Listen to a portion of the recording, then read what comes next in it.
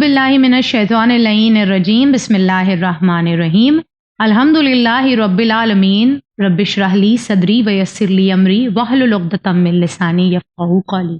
नाज़रीन गिरामी, नाज़रीन मोहतरम, सलामुन अलैकुम वरहमतुल्लाहि वबरकातुहू। इस्तक़बाल है, खैर मक़दम है आप सभी का प्रोग्राम वसीयात उलमा में, जहाँ हम कोशिश ये करते हैं कि दीन इस्लाम में जो मोतबर उलमा गुजरे हैं उनकी वसीयात को आप नाज़रीन के सामने रखें, खुद उनका मुतालिया करें, ताकि हम एक बेहतरीन वसीयतनामा अपने लिए, अपनी आने वाली नस्लों के लिए छोड़कर जा सकें, जो न सिर्फ हमारी दुनियावी ज़िंदगी को कामयाब बनाए बल्कि आखिरत के लिए भी हमारे लिए एक बेहतरीन ख़जाना बन जाए।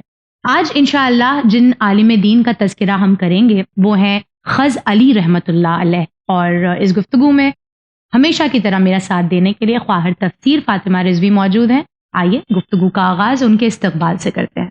सलामुन अलैकुम ख्वाहिर। अलैकुम सलाम व रहमतुल्लाहि व बरकातहू। बहुत शुक्रिया आपका ख्वाहिर, हमेशा की तरह अपना कीमती वक्त, अपना कीमती इल्म हमारे साथ बांटने के लिए। अल्लाह आपको बेहतरीन जज़ा से नवाज़े। इलाही आमीन। बस खुदा की बारगाह में दुआ यही है कि अल्लाह हमारी इस खिदमत को कबूल करे और यही चीज़ें हमारी मग़फ़िरत का ज़रिया करार पाएं। इलाही आमीन या रब्बल आलमीन। तो ख्वाहिर, आगाज़ गुफ्तगू जो है वो हमेशा की तरह पहले तो ये ज़रूरी है कि जिसकी वसीयत नामे को हम देख रहे हैं वो शख्सियत अपने आप में कितनी गरां क़द्र है, क्यों वो इस काबिल है कि उसकी वसीयत को जो है वो नाज़रीन के सामने रखा जाए।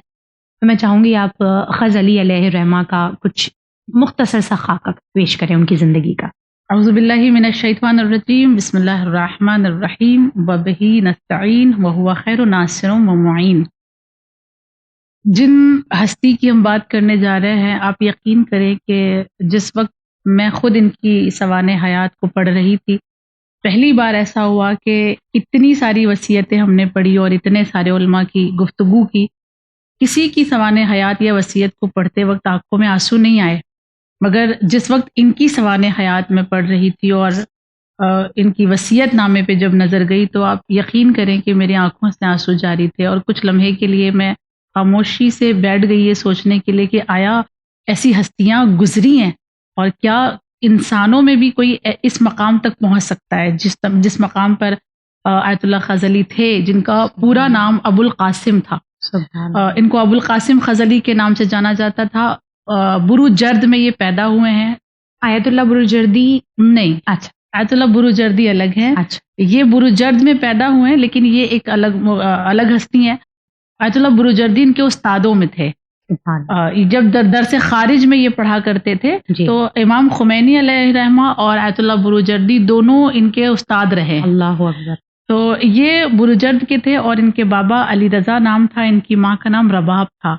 बड़ी गुर्बत की ज़िंदगी गुजारी है और कहा जाता है कि इनके बाबा रुई जो होती है ना जी, उसको फ़रोख्त करते थे। माँ घर में अचार बनाती थी और उसको फ़रोख्त करके वो अपने घर को चलाते थे। इनकी माँ की बस एक ही आरज़ू थी कि किसी तरह से मेरा बेटा कामयाब हो जाए और मैं अपने बेटे को इल्म से मुज़य्यन देखूं। सुभान अल्लाह। और अल्लाह ने इन्हीं बेटे के साथ एक अजीम इम्तिहान लिया माँ से कि तकरीबन 7 या 8 साल के थे जब ये बीमार हुए और तबीब ने कह दिया कि ये नहीं बच सकेंगे। तो माँ ने रोना शुरू किया और उनकी माँ का एक अलग सा हाल बयान किया गया है कि जब तबीब ने ये कह दिया कि अब ये नहीं बचेंगे तो उन्होंने कुरान अपने हाथ में लिया।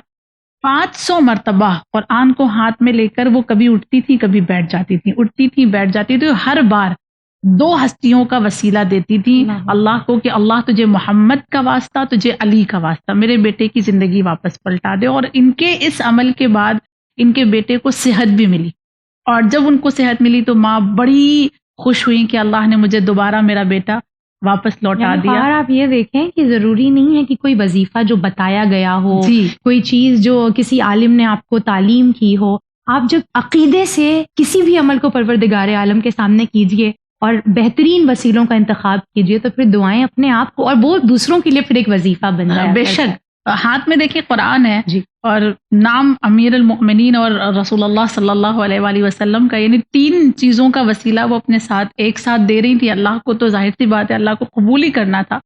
और फिर उसके बाद ये कहा गया कि उन्होंने इतनी ही छोटी उम्र में फिर इल्म से उनको लगाव हुआ, बुरुजर्द के मदरसे में पढ़ने के लिए गए। मगर जब माँ ने देखा कि मेरा बेटा बहुत अक्लमंद है तो उन्होंने ये तय किया कि हम मशहद जाएंगे। अच्छा, مشہد شفٹ ہوئے اور وہیں پر رہنے لگے، اپنی زندگی وہیں پہ گزاری، اور پھر وہیں پہ انہوں نے اپنے بچے کو تعلیم دینا شروع کیا، اور مشہد میں کچھ دن پڑھنے کے بعد تقریباً یہ 17 برس کے تھے آیت اللہ خز علی، جب انہوں نے ایک دکان پر کام کرنا شروع کیا تھا، کیونکہ معاشی حالت ان کی بہت خراب تھی، اور درس میں بھی جاتے تھے، دکان پر بھی بیٹھتے تھے۔ پورے دن کے کام کرنے کے بعد دکان پر انہیں 1 ریال ملتا تھا، اور اسی پر وہ گزارا کیا کرتے تھے۔ ایک دن ایسا ہوا کہ درس جب یہ بیٹھتے تھے اپنے آقا کے ساتھ، تو وہ ان کے استاد کا یہ ہمیشہ طریقہ رہا کہ جب درس ختم ہو جاتا تھا تو وہ دعائیں کرواتے تھے۔ ایک دن یہ ہوا کہ ان کی دعائیں بڑی طویل ہو گئیں، اور دکان پہ جو جانے کا ٹائم تھا وہ بہت تاخیر ہو گیا۔ جب وہ دیر میں پہنچے نا آیت اللہ خز علی، تو دکاندار نے بہت ڈانٹا اور سختی سے ان سے بات کی۔ جب وہ سختی سے بات کر رہا تھا تب یہ سر جھکا کے کھڑے تھے اور آنکھوں سے فقط آنسو جاری تھے، اور یہ روتے ہوئے انہی آنسوؤں کے ساتھ لوٹ کر امام رضا کے حرم میں آتے ہیں، اور بس زری کو دیکھ کر انہوں نے مولا سے بس ایک جملہ کہا تھا، مولا میں صرف علم حاصل کرنا چاہتا ہوں، اور اس میں مجھے صرف آپ اتنی مدد کر دیجئے کہ روزانہ مجھے 1 روٹی اور پیاز دلا دیا کرے، اس سے زیادہ مجھے کچھ نہیں چاہیے۔ بس وہ دعا کا مستجاب ہونا تھا، مولا رضا سے 1 روٹی اور پیاز۔ دیکھیں ہم جیسے جب جاتے ہیں نا تو پتہ نہیں کیا کیا مانگتے ہیں، اور اپنی لسٹ بنا کے لے جاتے ہیں کہ گنبد کے نیچے کھڑے ہوں گے تو یہ مانگیں گے، یہ مانگیں گے، یہ مانگیں گے، اور ہم تو پہلے سے یہ طے کر کے جاتے ہیں کہ ہمیں کیا چاہیے۔ مگر انہوں نے فقط علم کی خاطر کہا کہ مجھے صرف 1 روٹی اور پیاز دلا دیں مولا، تاکہ میں اپنے علم میں اضافہ کر سکوں۔ اور پھر جب مولا نے دعائیں قبول کی اور ان کی دعائیں مستجاب ہوئی، تو پھر انہی کے ایک استاد نے ان کو اپنا داماد بنایا، اور پھر داماد بننے کے بعد وہ قم کی سرزمین پر آئے، اور قم میں انہوں نے اپنا ایک مکان کرائے پر لیا، وہاں زندگی گزاری، اور اپنی بیوی کے ساتھ، اپنے بچوں کے ساتھ بڑی آرام کی زندگی انہوں نے دیکھی ہے۔ یعنی بہت زیادہ لیوش لائف تو نہیں تھی، لیکن جو زندگی انہوں نے بچپن سے گزاری تھی اس سے تھوڑی سی راحت انہیں قم میں ملی تھی۔ اور ان کے لیے ایک خوبصورت بات یہ ہے کہ قم کی سرزمین پر آنے کے بعد، کیونکہ انہوں نے درس حاصل کیا تھا آیت اللہ امام خمینی کے ساتھ، آیت اللہ بروجردی کے ساتھ، اور پھر جب امام خمینی نے ایران کے لیے قیام کیا ہے تو اس قیام میں بھی یہ امام خمینی کے ساتھ چلے ہیں، اس میں بھی انہوں نے ساتھ دیا ہے امام خمینی کا۔ امام خمینی کا تو جو کاوشیں رہی ہیں اس کے لیے، وہ تو دنیا پہ آیا ہیں۔ اگر ہم آیت اللہ خز علی کی بات کریں تو انہوں نے کس طریقے سے ساتھ دیا امام خمینی کا، اور کیا کچھ برداشت کیا؟ دیکھیے، قیام ایران میں آیت اللہ خز علی کے ایک جوان بیٹے جن کا نام حسین تھا شہید ہوئے ہیں، اور اپنے بیٹے کے جنازے پہ کھڑے ہو کر انہوں نے جو جملہ کہا ہے وہ لاجواب ہے۔ وہ کہتے ہیں اپنے بیٹے کے لاشے کو دیکھ کر کہ اگر میرا بیٹا دلہا بن کر اپنے دلہن کے حجرے میں جاتا نا، اس وقت بھی مجھے اتنی خوشی نہیں ہوتی جتنی خوشی آج اپنے بیٹے کو شہادت کے درجے پر فائز ہوتے ہوئے دیکھ کر ہو رہی ہے۔ یعنی میں بہت زیادہ خوش ہوں کہ میں ایک شہید کا باپ بن گیا۔ اور پھر اس کے بعد ان کی زندگی اس طرح سے گزری کہ بیٹے کی جب مجالس بھی لوگوں نے کی ہے نا، تو اس مجلس میں بھی شریک نہیں ہوتے تھے، وہ فقط جو ہے وہ دین کی تبلیغ، اور ٹھیک ہے بیٹے کی آپ مجلسیں کر رہے ہیں، مجھے پرسہ نہ دیں کیونکہ میں شہید کا باپ ہوں اور میں شہید کا پرسہ نہیں لینا چاہتا۔ اس طرح سے ان کی زندگی۔ اور یہ کہا جاتا ہے کہ قیام ایران میں جب وہ مختلف جگہ پہ تبلیغ کرنے کے لیے جاتے تھے تو ان کو ایک قید خانے میں بھی ڈالا گیا تھا، جس قید خانے کی لمبائی چوڑائی اگر آپ سن لینا تو آپ حیرت میں ہوں گی کہ کیسے رہے۔ اس میں 2x2 لکھا ہوا ہے، 2 میٹر لمبا 2 میٹر چوڑا ایک قید خانہ، ایک پنجرہ آپ سمجھ لیں۔ اس میں انہیں 48 روز رکھا گیا تھا، 48 دن تک وہ اس میں زندان میں تھے، اور اکیلے نہیں تھے، بسا اوقات ایک ارمنی انسان تھا نوجوان، اس کو بھی ان کے ساتھ ڈالا جاتا تھا، وہ بھی ایک اتنے چھوٹے سے پنجرے میں اس کو بھی رکھا جاتا تھا۔ مگر وہ ارمنی یہ بیان کر رہا ہے کہ جب 48 دن میں نے ان کے ساتھ گزارے تو باہر نکلنے کے بعد میرے پاس دوسرا کوئی چارہ نہیں تھا کہ میں اسلام قبول کروں، اور پھر میں مسلمان بنا آیت اللہ خز علی کی وجہ سے۔ میں نے مسلمان لڑکی سے، با ایمان لڑکی سے شادی کی، اور اس طرح سے میں نے دنیا اور آخرت کی کامیابی کو حاصل کیا آیت اللہ خز علی کی وجہ سے۔ یہ ہستی اس طرح کی گزری ہے، آپ اندازہ لگائیں نا کہ اگر یہ ایسی ہستی ہیں تو انہوں نے دنیا کو کیا دیا ہوگا، اور ان کے کیسے خزانے دنیا والوں کے پاس محفوظ ہوں گے۔ بے شک آج جو لوگ بہت آسانی سے علماء کا مذاق اڑاتے ہیں، علماء کی توہین کرتے ہیں اور اسے اپنے دین کا جز سمجھتے ہیں، انہیں چاہیے کہ وہ تھوڑی سی زحمت کریں اور تھوڑا سا مطالعہ کرنے کی کوشش کریں تاریخ کی، کہ آخر یہ جو دین اسلام اپنی اصل صورت میں ہمارے پاس ہے، اس میں قربانیاں کس کی شامل ہیں؟ یہ جو 2x2 کے پنجرے میں رہنا جسے بڑی آسانی سے ہم بیان کر لے رہے ہیں، ناظرین سن لے رہے ہیں، 48 دن تک یا 48 منٹ تک کوئی اگر رہ کے دکھا دے تو بھی اپنے آپ میں بہت بڑی بات ہے۔ بے شک ہم لفٹ استعمال کرتے ہیں، لفٹ میں اگر تھوڑی دیر کے لیے پاور کٹ ہو جائے، جبکہ لفٹ پھر بھی اس سے بڑی ہے جو یہاں پہ بیان کیا جا رہا ہے۔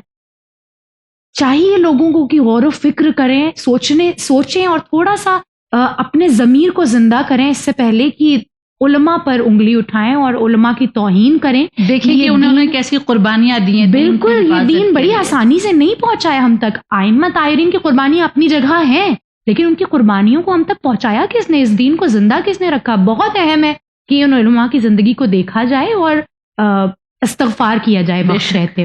بے شک تو وہ شخص جو ان کے ساتھ تھا، اسے 48 دنوں کے اندر اس قدر اس کے اندر ایمان جگا دیا کہ وہ دین اور دنیا دونوں اپنی سنوار گیا۔ تو یہ اسرار کیا چھوڑ کے گئے؟ یعنی ایک انسان کے اوپر جب ایسا بہترین اثر تھا، تو پھر جب انہوں نے قوم کے لیے جو کچھ کیا وہ کیا کچھ تھا؟ آپ اگر بیان کریں۔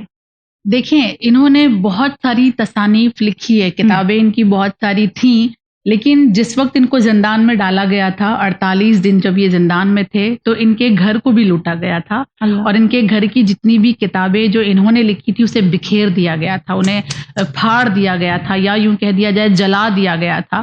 لیکن اس میں بھی اس کے باوجود ان کی ایک کتاب جس میں انہوں نے سورہ حمد کی پوری تفسیر لکھی ہے وہ موجود ہے۔ ایک کتاب ہے خورشید غدیر، سبحان اللہ، کیا ان کی وہ کتاب موجود ہے، اور یہ امیر المومنین کے بہت بڑے عاشق تھے، اور اسی عاشقی کی وجہ سے انہوں نے امیر المومنین کی فضیلت میں لکھے ہوئے 80 اشعار کی تشریح کی ہے، اور وہ کتاب بھی موجود ہے جس میں انہوں نے امیر المومنین کے شان کے اشعار کی تشریح بیان کی۔ اور پھر جب انقلاب ایرانی ہو گیا اور کامیابی حاصل ہو گئی تو انہوں نے ایک بہترین کام انجام دیا، اور وہ یہ کہ یہ کل قرآن کے اور کل نہج البلاغہ کے حافظ بنے۔ انہوں نے پورا نہج البلاغہ حفظ کیا تھا۔ یہ عاشقی علی کے عشق کا سب سے بڑا ثبوت انہوں نے دیا ہے کہ پورا نہج البلاغہ انہوں نے حفظ کیا تھا، یاد کیا تھا انہوں نے۔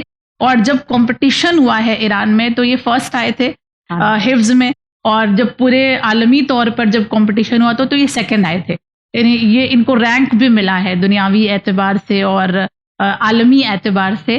یہ ان کا بہت کارنامہ جو ہے بیان کرنے کے بعد انسان کو سمجھ میں آتا ہے کہ عشق علی کا صحیح معنی کیا ہے۔ یہ ایسے لوگ ہیں جو ہمیں سمجھاتے ہیں کہ عاشقی کسے کہا جاتا ہے۔ آج اتنے سالوں بعد بھی کہ یہ شخصیت آج ہمارے درمیان نہیں ہے، لیکن پھر بھی ہم اور آپ جیسے لوگ بیٹھ کر ان کے اخلاق کی، ان کی علم کی اور ان کے تعاون کی گفتگو کر رہے ہیں۔ خیر، اگر میں آپ سے ان کی وصیات کے جملوں کی بات کروں کہ ہمارا جو موضوع ہے وصیات علماء، جب ہم نے جان لیا ہے کہ آپ کتنے گراں قدر تھے، کتنے آپ کی بہترین کاوشیں رہیں دین کے لیے، تو آپ نے پھر جب اپنی وصیت کی ہے تو وہ کن الفاظ میں کی ہے؟ ان کی وصیت میں سب سے پہلے خطبہ ہے، جس خطبے کو بیان نہیں کرتے ہوئے کہ اس خطبے میں انہوں نے توحید بیان کی ہے، توحید کے بعد رسالت اور امیر المومنین کی ولایت اور فضیلت، اس باقاعدہ پورے خطبے میں بیان کرنے کے بعد اپنے بیٹے محسن، کیونکہ حسین شہید ہوئے ہیں، محسن دیکھیں نام بھی سارے کے سارے علی کے بیٹوں پہ رکھے تھے انہوں نے اپنے بچوں کے، اور پھر اپنے بیٹے محسن سے یہ وصیت کرتے ہیں، اور جملے اپنے بیٹے کے لیے دیکھیں کیسے لکھے انہوں نے کہ نہ چاہتے ہوئے بھی کوئی بیٹا اگر یہ جملے پڑھے تو وصیت پہ عمل کر لے گا۔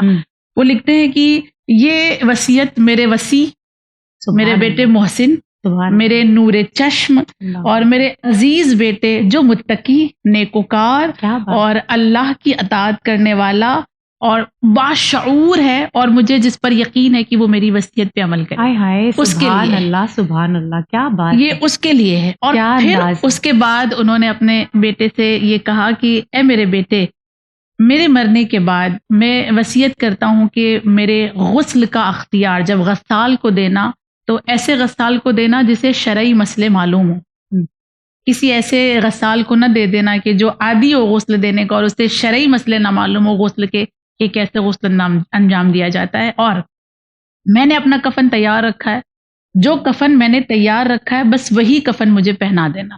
اور اس کفن کے ساتھ ایک رومال ہے جس میں میں نے وہ آنسو جمع کیے ہیں جو میں نے مظلومی علی میں بہائے ہیں. سبحان ہم سارے کے سارے پوری کائنات والے یہ وصیت کرتے ہیں کہ جو میں نے کربلا والوں پہ آنسو بہائے ہیں وہ آنسو میں نے رومال میں جمع کیے. یہ تنہا مجھے ایسی ہستی ملی ہے کہ جنہوں نے یہ کہا کہ میں نے وہ رومال رکھا ہے جس میں نے وہ آنسو جمع کیے ہیں جس میں نے امیر المؤمنین کی مظلومی پہ گریا کر کے آنسو جمع کیے، وہ آنسو ہے. یہ رومال میرے ساتھ دفن کرنا. اور پھر اس کے بعد اپنے بیٹے سے کہتے ہیں کہ میں دفن کرنے کی جگہ میں تمہیں اختیار دیتا ہوں، میں تمہیں زحمت نہیں دوں گا. تم چاہو تو مجھے شہیدوں کے پاس دفن کر دینا، یا تمہیں جہاں آسانی لگے کہ آسانی سے مجھے دفن کر سکتے ہو وہاں تمہیں آزادی ہے. اس کے بعد کہتے ہیں میرے بیٹے میری وصیت ہے کہ میرے مرنے کے بعد جو میری عزا کی مجلسیں ہوں گی وہ ایک سوم کی مجلس، ایک چہلم کی مجلس اور ایک سالانہ مجلس جو برسی کی ہوتی ہے، یہ 3 مجلسیں کرنا. اور میں 1 سال گزرنے کے بعد میری کوئی مجلس نہ کرنا کہ مومنین کو اس مجلس سے زحمت نہ ہو. میں نہیں چاہتا کہ بار بار مومنین کو میرے لیے آنا پڑے، بار بار مسلمانوں کو میرے لیے جمع ہونا پڑے، وقت نہ ہو تبھی بھی آنا پڑے، کیونکہ ایک ہستی ہے نا، وہ جانتے ہیں کہ اگر ان کا نام لے لیا جائے گا تو لوگوں کو آنا ہی پڑے گا. لہذا وصیت کر دی کہ 3 ہی مجلس کرنا بس. یہ جو ہمارے ہاں سلسلہ چلتا ہے نا روزانہ کا کہ 40 دن روزانہ مجلس ہوگی، محلے والوں کو آنا ہوگا، عزیزوں کو آنا ہوگا، اور پھر ایک 40ویں کے بعد 6 ماہی مجلس ہوگی، پھر سالانہ مجلس ہوگی. یہ کتنی خوبصورت بات انہوں نے کہی ہے. کیا انہیں مجلسوں کی اہمیت نہیں پتا تھی؟ ایسا ہو سکتا ہے؟ کیا انہیں مجلسوں کے بعد ایصال کا جو ثواب ملنے والا، ایصال کا جو اجر ملنے والا نہیں معلوم تھا؟ معلوم تھا. لیکن انہوں نے حق الناس کا خیال رکھتے ہوئے کیا کہا؟ سوم کی مجلس کرنا، چہلم کی مجلس کرنا اور ایک برسی کی مجلس. برسی کے بعد میری کوئی مجلس نہیں کرنا. میں راضی نہیں ہوں کہ مسلمانوں کو آ کر جمع ہو کر میرے لیے زحمت اٹھانا پڑے. اور پھر جس جملے سے، جس وصیت نامے سے میں انسپائر ہوئی اور میری آنکھوں سے آنسو آ رہے تھے وہ یہ جملے تھے. اور میں نے یہ طے کیا انشاءاللہ کہ اپنی وصیت نامے میں یہ جملہ میں بھی ضرور لکھوں گی. وہ کہتے ہیں کہ میرے بیٹے میری قبر پر جو پتھر لگانا نا، اس پر ایک شعر جو مجھے امیر المؤمنین کے لیے پسند ہے وہ ضرور لکھنا. اور وہ شعر یہ ہے، علی امیری ونعم الامیر، کہ علی میرا امیر ہے اور یہ کتنی امیر دولت ہے، علی کتنی بڑی دولت ہے، علی سے بڑی کوئی دولت نہیں ہے. یہ شعر میرے قبر کے پتھر پر لکھنا، مگر اگر وہ پتھر میرے قبر کے سطح کے نیچے رہنے والا ہے تو مت لکھنا. اگر میری قبر کے سطح کے اوپر وہ پتھر رہنے والا ہے، دیکھیں کیا بات ہے، یہ کتنی باریکیاں ہیں اس میں کہ وہ جانتے ہیں علی کیا ہے. اس کے اوپر وہ میرا شعر، یہ شعر ضرور لکھنا. اور اس کے بعد وہ کہتے ہیں کہ میرا جو کتبہ ہوگا نا جس پر تم نام لکھو گے، اس پہ میرے القابات یا میرے بہت خاص نام سے میری پہچان نہیں کروانا. میں جس نام سے مشہور ہوں، ابو القاسم غزلی، بس میرا وہی نام لکھ دینا. اس سے زیادہ میرے کتبے پہ کوئی نام نہ لکھنا. پھر اس کے بعد ان کی دوسری وصیت کہتے ہیں، اے میرے بیٹے، میں وراثت کے طور پر ایک چھوٹا سا مکان اور تقریباً 12 ملین تومان ایران کا جو ہے وہ میں چھوڑ کے جا رہا ہوں. اس کے علاوہ میرے پاس دنیا کی کوئی دولت نہیں ہے. ایک چیز جو میں تمہارے درمیان چھوڑ کے جا رہا ہوں وہ تفسیر قرآن پہ میں نے کتابیں لکھی ہیں، جس کی کچھ جلدیں چھپائی جا چکی ہیں اور کچھ جلدیں باقی ہیں. مگر ہے میرے بیٹے، میں تمہیں اختیار دیتا ہوں، آسانی ہو تو باقی جلدیں چھپوا دینا، وگرنہ اگر تمہیں زحمت ہو تو اسے بھی رہنے دینا. یعنی اپنی اولاد کو جاتے جاتے بھی وہ کسی چیز کی زحمت نہیں دینا چاہتے. ہمیں ایسے علماء سے سیکھنا چاہیے کہ وہ کس طرح سے ہر ایک چیز کا خیال رکھ رہے ہیں، جاتے جاتے بھی اپنی وصیت میں اپنی دنیا اور اپنی آخرت کو سنوارتے ہوئے جا رہے ہیں. کہ ایسا نہ ہو کہ لوگ مجلس میں آئیں میری اور 1-2 گھنٹہ بیٹھے رہیں اور پھر وہ الجھ کر جو الٹا سیدھا کہنے لگے اور پھر اس کا عذاب بھی میرے قبر پہ آئے.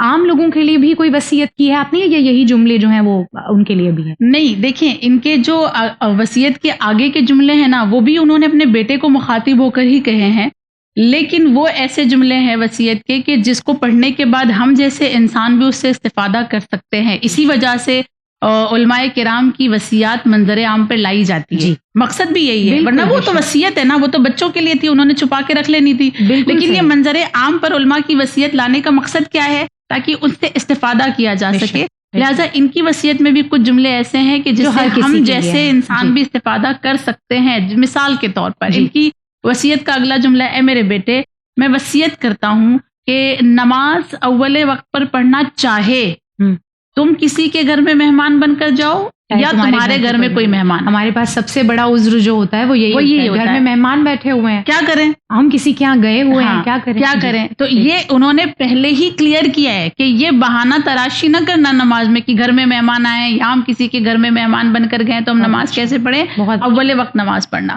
اس کے بعد انہوں نے دوسرا جملہ کہا کہ میں وصیت کرتا ہوں کہ نماز شب کو فراموش نہ کرنا.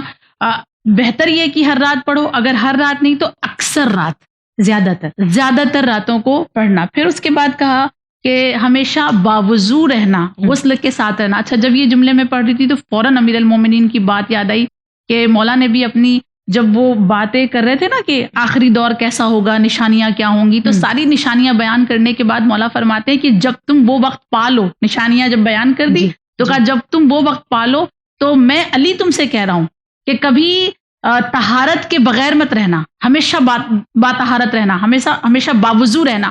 تو پوچھا گیا مولا ایسا کیوں؟ کہا اس لیے کہ وہ دور ایسا ہوگا کہ تم صبح میں کسی سے ملاقات کرو گے، شام کو خبر ملے گی کہ وہ قبر میں چلے گئے. تم شام کو کسی سے بات کرو گے، صبح تمہیں پتا چلے گا کہ وہ دنیا سے کوچ کر گئے. جب یہ دور ایسا ہے کہ ہمیں ہر وقت باوضو رہنا ہے، باطہارت رہنا ہے، تاکہ جب دنیا سے جائیں تو طیب و طاہر جائیں. ایٹ لیسٹ جسمانی طہارت تو رہے نا. ایک اندرونی طہارت ہے، ایک بیرونی طہارت ہے. جو امیر المومنین کے قول پہ عمل کر رہا ہے وہ باطنی طور پر بھی یقیناً طاہر ہی ہے. بے شک. تو انہوں نے یہ اپنے بچے سے کہا کہ تم ہمیشہ باطہارت رہنا، اور پھر انہوں نے کہا کہ میں چاہتا ہوں کہ تم روزانہ قرآن کا 1 پارہ پڑھو، اور اگر 1 نہیں تو 1/4 پارہ پڑھو، تاکہ 4 مہینے میں کم سے کم 1 قرآن تمہارا ختم ہو. یہ اپنے بچے سے چاہ رہے ہیں وہ. اور پھر اس کے بعد کہا کہ میں وصیت کرتا ہوں تمہیں کہ اے میرے بیٹے، صلہ رحمی کرتے رہنا، لوگوں سے کبھی جدا نہ ہونا. اور ایک اور بار میں تم سے وصیت کرنا چاہتا ہوں، اے میرے بیٹے، زیارت عاشوراء کم از کم ہفتے میں 1 بار وہ 100 لعنت کے ساتھ پڑھنا. وہ جو ہم پڑھتے ہی نہیں ہیں، ہماری اور آپ کی عادت ہے کہ ہم زیارت عاشوراء پڑھتے ہیں، ہمیشہ پڑھتے ہیں، لیکن وہ 100 لعنت کے ساتھ سال میں 1 بار پڑھتے ہیں. یہ اپنے بیٹے سے کیا کہہ رہے ہیں کہ کم از کم ہفتے میں 1 بار ضرور پڑھنا. اچھا، جب یہ ان کے جملے ہوئے نا تو فوراً ان کے بابا کی مجھے یاد آئی. ان کے بابا کے لیے بھی لکھا ہوا ہے کہ جو ان کے بابا علی رضا تھے، آغا علی رضا، یہ جب بہت چھوٹے تھے نا، 6 یا 7 سال کے، تو اپنے بیٹے ایت اللہ خضلی کو ایک دور علاقے سے لے جاتے، محلے سے بہت دور لے کے جاتے تھے، یعنی ایک سنسان علاقے میں لے جاتے تھے، اور وہاں بٹھا کر وہ زیارت عاشوراء پڑھا کرتے تھے. اور وہ کہتے تھے کہ میں نہیں چاہتا کہ زیارت عاشوراء پڑھتے وقت کوئی خلل ہو. کیا بات، میں سکون کے عالم میں پڑھنا. تو انہوں نے اپنے بابا کو دیکھا تھا اور اس کے اثرات بھی دیکھے تھے، لہٰذا اپنے بیٹے سے وہ یہ کہہ کے جا رہے ہیں. اور پھر فرماتے ہیں کہ دعائے ندبہ، روز جمعہ، شب جمعہ دعائے کمیل اور دعائے توسل ضرور پڑھنا. پھر انہوں نے 2 نام لیے اور 2 نام لے کر کہا کہ میں چاہتا ہوں کہ ان 2 ناموں کا وسیلہ اللہ کو بار بار دینا. ایک حضرت زہرا اور دوسرا امام زمان اجل اللہ تعالیٰ فرجہ شریف. ان 2 ناموں کا وسیلہ بار بار پروردگار عالم کو دیتے رہنا. اور بس میری وصیت یہ ہے کہ اہل بیت کی محبت سے کبھی بھی اپنے آپ کو دور نہ کرنا. انہی کا عشق، انہی کی عاشقی، انہی کی ولایت تمہیں کامیاب کرے گی. یہ ایسی وصیت ہے جو عام انسان بھی اگر اس پر عمل کرے تو کامیاب، آسان سی، بڑی آسان سی اور بڑی خوبصورت ہے. تو اللہ کا یہ احسان ہے. اور میں ایک بار چینل ون کا شکریہ ادا کرنا چاہوں گی کہ ان کی وجہ سے میں ریسرچ کرتی ہوں اور ان کی وجہ سے میرے علم میں اضافہ ہوتا ہے، اور بعض اوقات مجھے بھی ان چیزوں پر عمل کرنے کی سعادت نصیب ہوتی ہے. پروردگار ہم سب کی توفیقات میں اضافہ کرے. الہی آمین. اور چینل ون کی طرف سے میں بذات خود خواہر آپ کی بہت بہت شکر گزار ہوں، اور پروردگار عالم کی شکر گزار ہوں کہ وہ ایسی بہترین اپارچونیٹیز لا کر میرے دامن میں ڈال دیتا ہے کہ ایسے بہترین علماؤں سے آپ کے ساتھ اور دیگر خواہران کے ساتھ بیٹھ کر جب گفتگو ہوتی ہے، یقین جانیے اس کا اثر جو ہے سیدھے روح پر ہوتا ہے. بس پروردگار عالم توفیق دے کہ دنیا راضی ہو نہ ہو، اپنا اللہ راضی۔ ضمیر مطمئن رہے الہی۔ کہ الحمدللہ ہم اس جو کچھ پڑھتے ہیں اس پر عمل پیرا ہونے کی پوری کوشش کرتے الہی۔ ہیں۔ بہت بہت شکریہ خواہر آپ کا، اللہ آپ کو بہترین جزا سے نوازے الہی۔ اور آپ اسی طرح ہمارا ساتھ دیتی رہیے۔ عزیزان گرامی، یہ وصیات علماء کا ہمارا ایپیسوڈ جس میں آیت اللہ خضر علی علیہ الرحمہ کی سوانح حیات اور آپ کی وصیت کے بہترین اور آسان اور با کمال جملے ہم نے آپ ناظرین کے سامنے رکھے، اور ایسی بہترین وصیت ہے کہ یقیناً دل چاہتا ہے کہ اپنی اولاد کے لیے بھی کچھ ایسے ہی چھوڑ کے جایا جائے کہ وہ جب اسے پڑھیں تو ہمیں دعائیں دیں، خود ان کا دل جو ہے وہ دین سے اور قریب ہو، خود ان کی روح جو ہے ایک ایمان اب تازگی محسوس کرے، اور خدا انہیں توفیق دے کہ وہ ہمارے لیے ان تمام وصیات کے جملوں پر عمل کرتے ہوئے ہماری آخرت کو سنواریں اور ساتھ ہی ساتھ اپنی زندگی کو سنواریں۔ انشاءاللہ دوبارہ حاضر خدمت ہوں گے وصیات علماء میں کسی اور بہترین عالم دین کی بہترین وصیت کو لے کر۔ بنے رہیے چینل ون کے ساتھ۔ فی امان اللہ۔